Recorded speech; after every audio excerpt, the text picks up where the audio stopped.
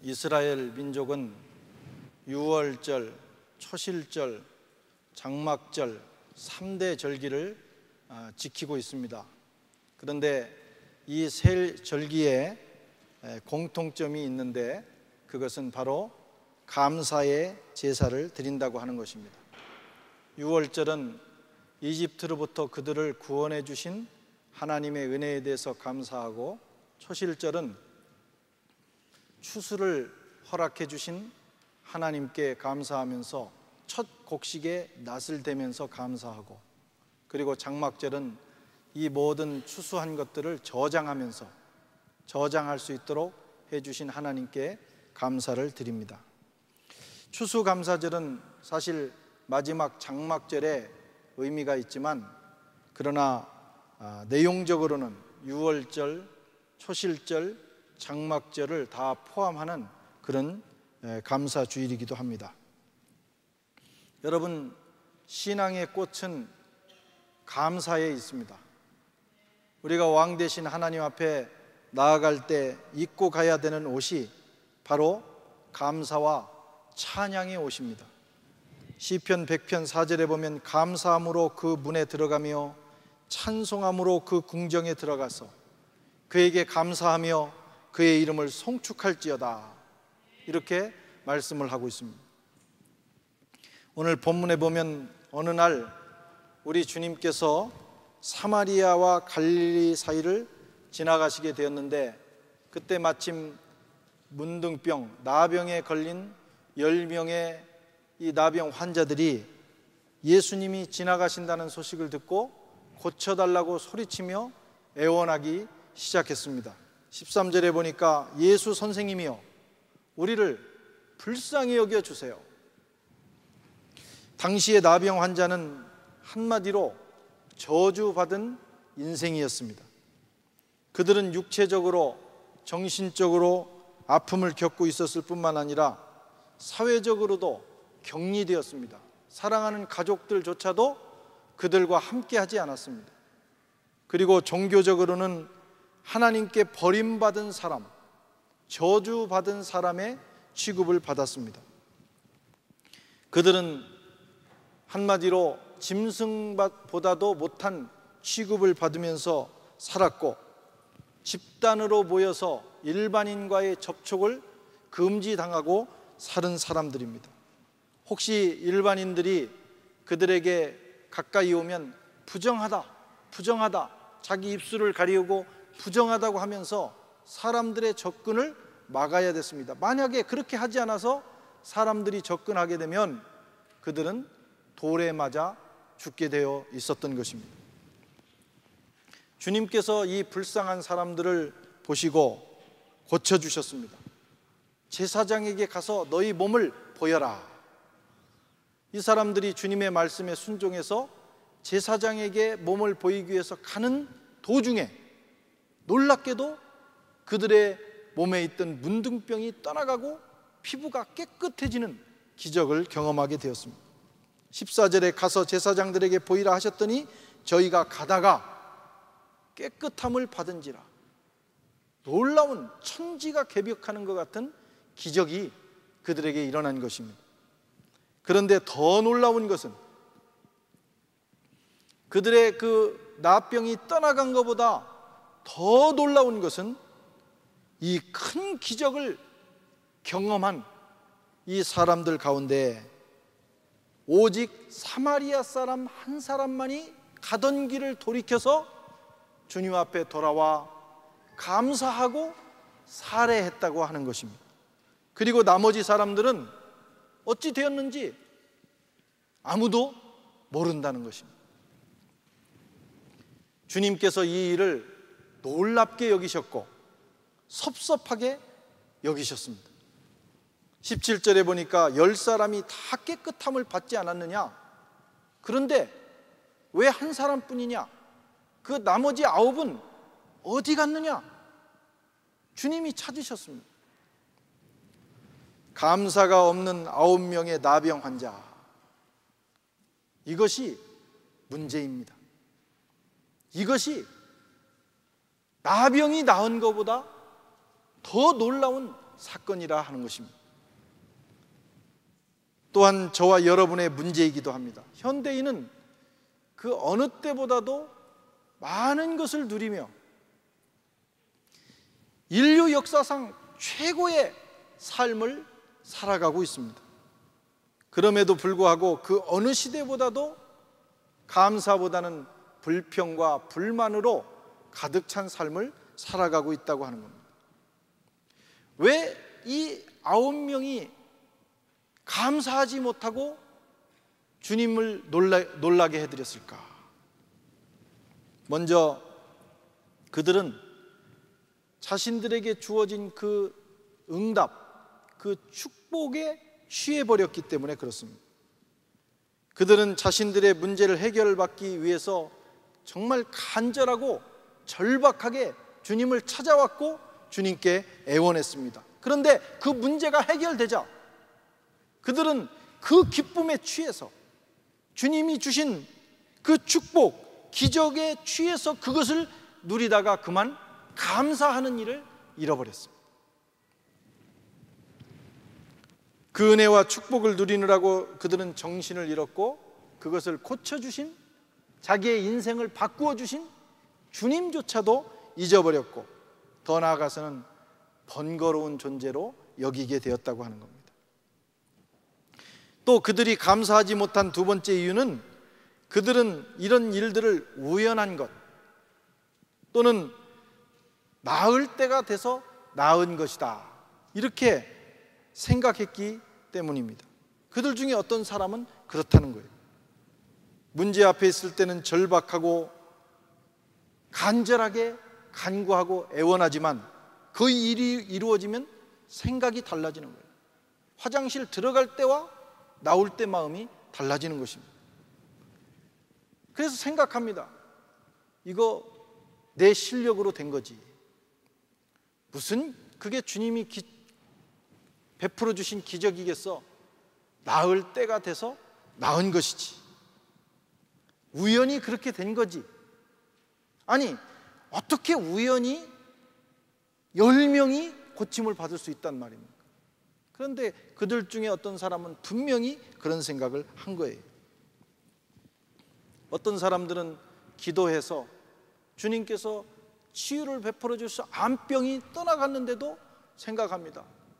처음에는 기적이네 감사한 마음을 가졌다가 시간이 지나면서 생각하기를 그 기도해서 나았다기보다는 내가 식이요법을 잘해서 나은 거지. 이렇게 생각하는 사람들이 있어요. 그래서 그런 일들을 간증하라고 하면 못합니다. 그냥 때가 돼서 나을 병이니까 나았다 이렇게 생각하기 때문에 그런 거예요. 하나님의 역사는 무슨 하나님의 역사? 그렇게 생각을 합니다. 여러분, 사람의 마음만큼 간사한 것이 없습니다. 절박할 때는 그 문제 해결해 주시면 목숨까지 드리겠다고 목숨을 걸고 주님께 애원하지만 문제가 해결되면 자신도 모르게 약속을 잊어버립니다. 이것이 인간의 간사한 마음이에요. 어떤 사람이 적군에게 쫓겨서 가다가 그만 절벽 앞에 서게 되었다고 합니다. 낭떠러지 저 반대편으로 건너가야 사는데 이제는 꼼짝없이 죽게 되었습니다. 근데 보니까 아주 사람들이 오랫동안 이용하지 않아서 다 낡은 구름다리가 하나가 있는 거예요. 그래서 한 사람이 겨우 건너갈 수 있는, 그러다가 이게 끊어질지도 모르는 구름다리가 있어서 이제 저기라도 건너가야겠다 생각하고는 하나님께 기도를 했습니다. 주님, 제가 이 다리를 건너기만 하면 제 목숨을 살려주신 거니까 제가 가진 전 재산을 주님 앞에 다 드리겠습니다. 전 재산이 무슨 의미가 있겠습니까? 목숨이 중요하지. 그래서 그 구름다리를 타고 건너갔어요. 놀랍게도 주님께서 은혜를 베풀어 주셔서 구름다리가 끊어지지 않고 흔들리지 않고 그만 거의 사람이 반대편에 도달하게 됐습니다. 그때 이 간사한 사람의 마음이 변하기 시작했어요. 내가 괜히 너무 크게 걸었나? 그래가지고 다시 기도하기 시작했습니다. 주님, 제가 조금 전에는 좀 실성해서 그렇게 한 것 같습니다. 전 재산을 드리기는 좀 그렇고 3분의 1만 어떻게 좀 깎아주시면 안 될까요? 그때 주님께서 붙들고 계시던 구름다리를 놔버렸어요. 그러니까 막 사정없이 흔들리면서 떨어질 위기에 처하게 된 것입니다. 그때 이 젊은이가 하나님 앞에 다시 외칩니다. 주님, 농담입니다. 농담도 못해요? 여러분, 처음 마음을 간직하는 것이 중요합니다. 하나님이 그것을 원하시는 거예요. 그럴 때 진정으로 감사할 수 있는 겁니다. 또한 그들은 주님이 주신 은혜를 당연한 것으로 생각하기 때문에 감사하지 못합니다. 예수님께 감사를 표현하는 사람은 사마리아 사람입니다. 주님께서 사마리아 사람 외에는 다른 9은 어디 갔느냐 한 것으로 보아 나머지 사람들은 아마 유대인들이었던 것 같습니다. 유대인들은 역사적으로 하나님의 특별한 은혜를 받은 사람들이죠. 집시처럼 떠도는 그들을 주님이 택하셔서 그 백성을 삼으시고 자기 손바닥에 새기시고 자식처럼 보호하시고 키웠습니다. 저 누가 가서 문 좀 닫아주세요.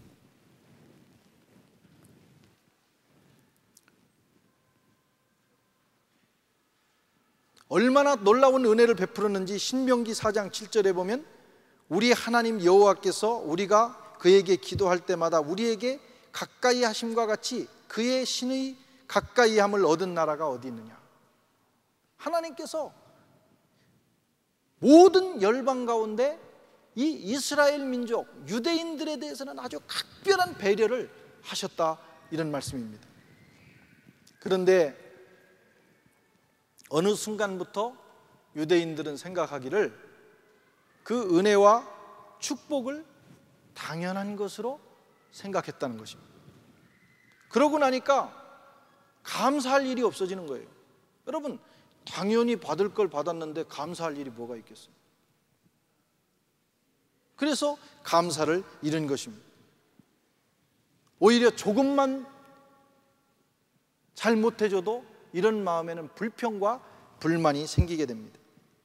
옛날에는 하나님이 주신 은혜가 보였는데 어느 순간부터요, 그 은혜가 당연한 것으로 여겨지는 순간부터 그런 사람의 눈에는 하나님이 해주시지 않은 부족한 것이 보이는 거예요.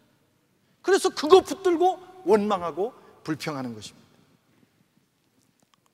자꾸 섭섭해지고 원망스럽게 되고 불평이 입에서 터져나오게 되는 거예요. 그렇게 되면 불행해집니다. 감사가 없는 사람은 마음이 불행해요. 여러분을 불행하게 만드는 것은 환경도 조건도 누구도 아닙니다. 내 마음에 감사를 잃었기 때문에 불행한 거예요. 부모 자식 간에도 마찬가지입니다. 보통 자식을 오냐 오냐 하면서 부족한 것 없이 키운 자식들이 대개 불효자가 많습니다. 희한합니다. 금지옥역처럼 부족한 것 없이 키우다 보면 부모의 은혜를 당연한 것으로 여기게 되고 잊어버리게 되는 거예요. 그래서 그동안 부모님이 해준 것은 다 잊어버리고 부모님이 한마디 거슬리게 한 거 마음에 상처받고 용납하지 못하는 거예요. 부모가 이럴 수 있느냐고. 은혜를 당연한 것으로 여기는 자식은 절대로 부모에게 감사할 수 없어요. 사랑과 관심이 넘치다 보면 어느 날 당연한 것으로 알게 되는 거예요. 그게 문제입니다. 그 사랑과 관심은 당연한 것이 되고 조금 부족하면 섭섭한 거예요. 하여튼 당연한 데는 감사가 없습니다. 그런데 사마리아인들은 그렇지 않았습니다. 이 사람들은 서자 취급을 받으며 살았어요. 유대인들이 사람 취급을 하지 않았어요.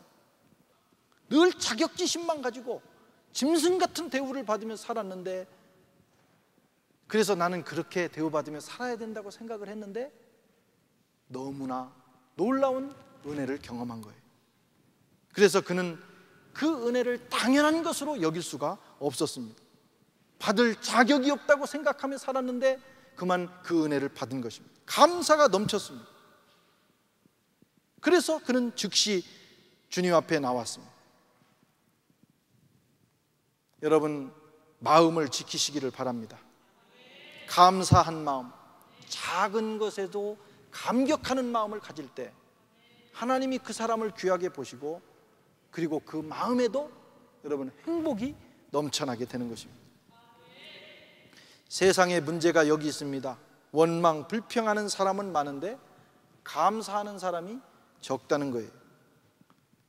모든 사람이 서로 감사하고 하나님께 감사하고 부모님께 감사하고 그렇게 살아가면 세상이 천국으로 바뀔 것입니다. 여러분 옆에 있는 사람을 보세요. 한번 이렇게 얼굴을.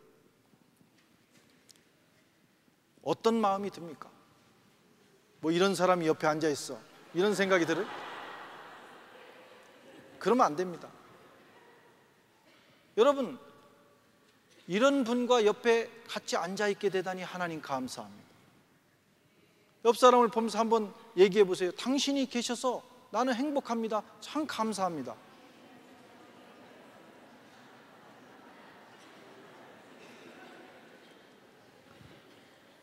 아유, 오늘 조심해서 앉는다고 했는데 꼭 내가 이 사람 옆에 앉았네. 그렇게 생각한 사람은 예배를 드려도 불행한 거예요.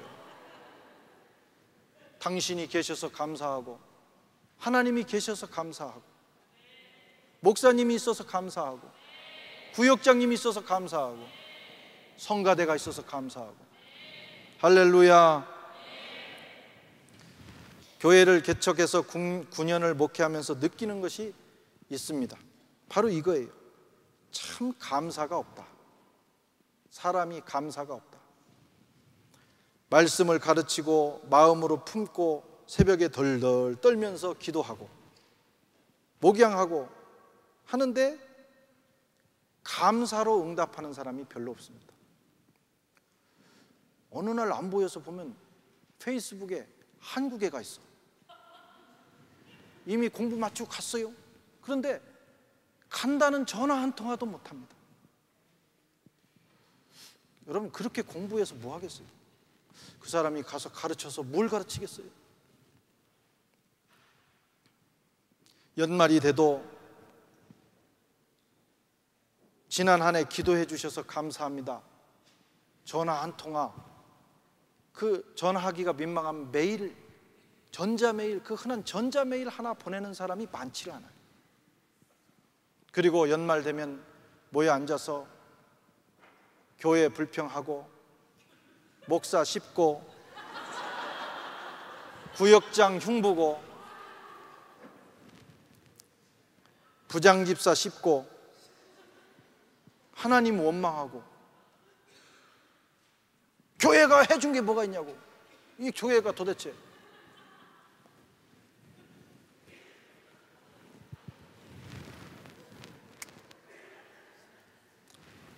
여러분, 연말을 그렇게 맞이하면 그 다음에 어떻게 하나님의 복이 임하겠어요?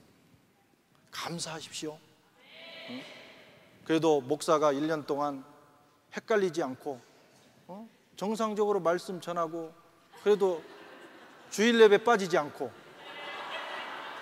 제가 주일도 잊어버리고 어디 가서 헤매고 있어봐요. 실제로 그런 분들이 있습니다. 어떤 분은 낚시를 너무 좋아하는 목사님 계셨어요.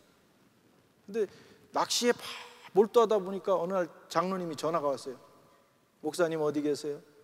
아, 왜 그러세요? 장로님, 예배 시간 다 됐는데요.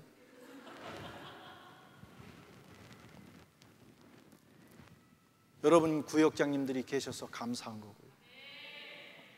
교사 선생님들이 있어서 우리는 여기서 예배 드리지만 저 주일학교에는요, 어떤 분은 1년 내내 예배 못 드리는 부장집사님들도 있어요. 그거 원망하고 불평하고 나하고 스타일 안 맞는다고 얘기하면 안 됩니다. 내 자식들 하루라도 봐준 거 감사한 거예요. 그거 원망하면 인간이 아니에요, 인간이.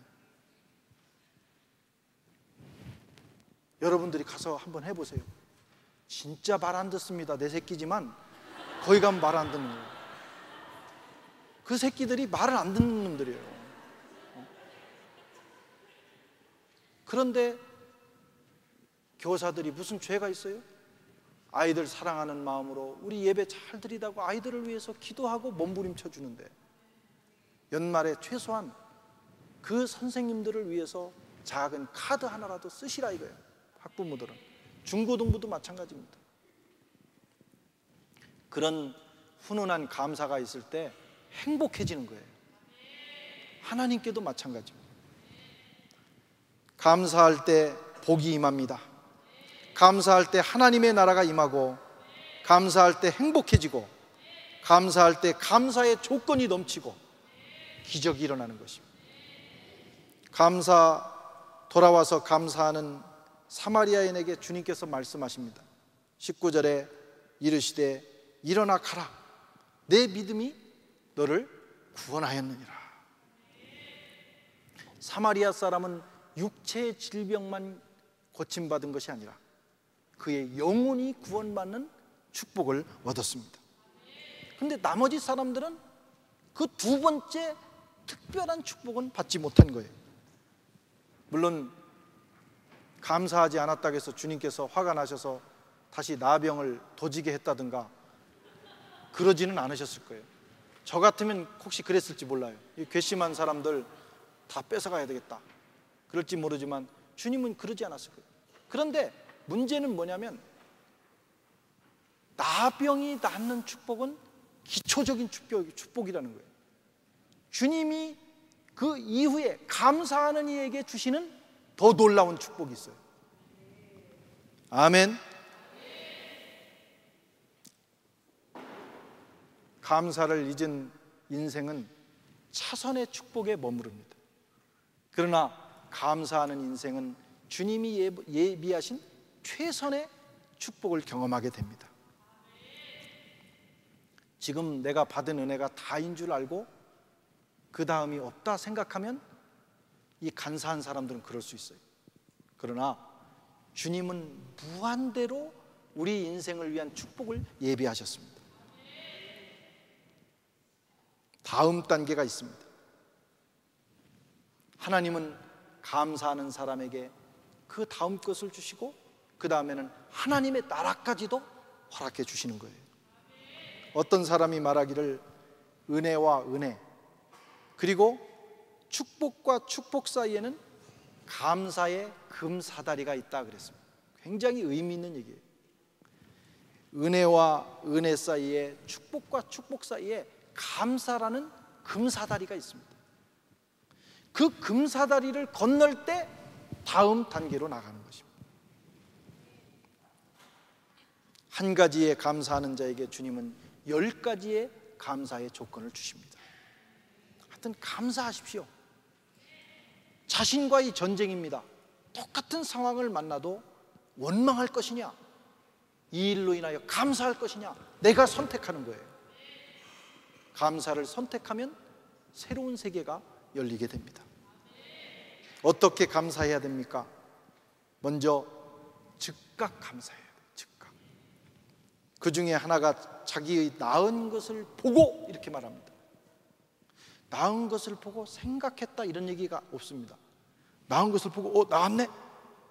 즉시 돌아간 거예요. 은혜와 사랑을 입으면 누구나 감사할 마음이 생겨요. 참 정말 감사하다. 그런데 실천하지 못하는 이유가 하나 있습니다. 생각하기 때문에, 미루기 때문입니다. 다음에 감사하지. 1시간만 지나면 마음이 바뀌어요. 감사할 일이 있으면 즉각 해야 됩니다. 레위기에 5가지 제사 중에 화목제가 있습니다. 이 화목제는 감사의 제사예요. 감사와 보은의 제사, 그리고 관계를 회복하는 제사입니다. 재밌는 건요, 감사할 때 관계가 회복이 돼요. 부모 자식 간에, 교인 간에, 하나님과 성도 간의 관계가 어떻게 회복되느냐? 화목제물을 드릴 때 회복이 되는 거예요. 그래서 누군가 관계가 불편해서 관계를 회복해야 되겠다 할 때 그냥 가서 립 서비스만 하지 말아야 돼요. 뭘 해야 되느냐? 화목제물을 가져가야 돼요. 화목제물입니다 하고 이렇게 드리고 하면 관계가 회복이 돼요. 그런데요, 이 화목제 중에도 여러 종류가 있지만 그 중에 특별히 감사제로 드리는 이 화목제는 다른 고기는 3일까지 남겨놓을 수 있게 하셨는데 그 고기는 당일에 먹어라 율법이 정합니다. 이건 뭐냐면 감사의 즉각성이에요. 감사할 일이 생겼을 때 즉각 감사하지 않으면 절대로 감사하지 못합니다. 마음이 변하기 때문에. 감사할 일이 터졌을 때 감사헌금 준비할 때도요, 미루는 사람은 제대로 못합니다. 자꾸 깎여. 첫째 날 깎이고 둘째 날 깎이고. 처음 마음이 들었을 때가 하나님이 주신 마음. 그래서 다른 건 몰라도 감사 예물은 즉시 사건이 터졌을 때 준비해야 돼요. 그래야 온전한 감사를 할 수 있어요. 큰 소리로 감사했습니다. 자기의 공적과 업적은 감출수록 좋습니다. 그러나 주님이 주신 은혜는 간증해야 됩니다. 하나님이 나에게 이런 큰 은혜를 주셨다고 말할 수 있어야 됩니다. 또 이 사람은 분위기에 휩쓸리지 않았어요. 지금 대세는 그냥 가는 겁니다. 대세예요. 그런데 이 사람만 유독 돌아서서 나는 주님께 가야 되겠다고 가는 거예요. 그 성경에 기록은 안 돼 있지만 많은 분위기가 있었을 겁니다. 너만 특별하냐? 네가 그렇게 가서 감사하면 나는 어떻게 되라고? 우리는 뭐냐?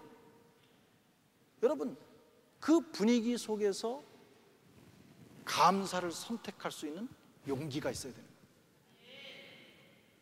이 사마리아인은 그런 용기를 가지고 있었어요.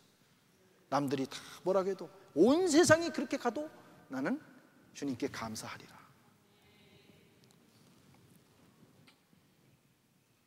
그는 용기 있게 선택했고 그 일로 인하여 그의 인생은 새로운 차원으로 올라가게 된 것입니다. 그리고 그는 최선을 다했어요. 그 발 앞에 엎드려 이렇게 기록합니다. 그는 물질로 살해했을 뿐만 아니라 더 놀라운 것은 그 발 아래 엎드려 자기의 인생을 주님 앞에 드렸습니다. 힘을 다해 하나님 앞에 감사해야 됩니다. 우리는 영원히 죽을 수밖에 없는 존재인데 구원받은 사람들이에요. 그래서 우리가 가진 것을 가지고 감사할 뿐만 아니라 더 나아가서는 우리의 전 존재를 번제로 주님 앞에 드려 감사해야 하는 것입니다. 인색함이나 무성의함으로 해서는 감사가 의미가 없습니다. 고린도후서 9장 7절에 각각 그 마음에 정한 대로 할 것이요 인색함이나 억지로 하지 말지니 하나님은 즐겨 내는 자를 기뻐하시느니라. 성도 여러분, 지난 한 해를 돌아보면 은혜 아닌 순간이 없었습니다. 하나님께서 우리를 구원하시고 지키시고 먹이시고 입히시고 인도해 주셨습니다. 세상에 수많은 사고, 질병, 죽음, 수많은 일들이 있었지만 오늘 저와 여러분이 이 자리에 나와 예배드릴 수 있는 것은 하나님의 크신 은혜입니다. 우리가 가진 소중한 것들은 다 주님이 주신 것들입니다. 생명, 건강, 가정, 영생, 재물, 자녀, 부모, 하나님이 주셔서 우리가 누리고 있습니다. 오늘 감사 주일날만 감사하지 마시고 우리가 평생 살아가는 날 동안 원망과 불평이 아니라 하나님께 대하여 늘 감사한 마음, 어떤 상황에서도 감사한 마음을 가지셔야 되고요. 또 하나님뿐만이 아닙니다. 이 화목제는요, 이웃과도 화목해야 됩니다. 이웃, 내 부모님, 내 형제, 내 아내, 내 남편, 내 자식, 이 모든 사람들에게 감사하십시오. 그대가 있으므로 나는 행복합니다. 감사합니다. 기도하시겠습니다.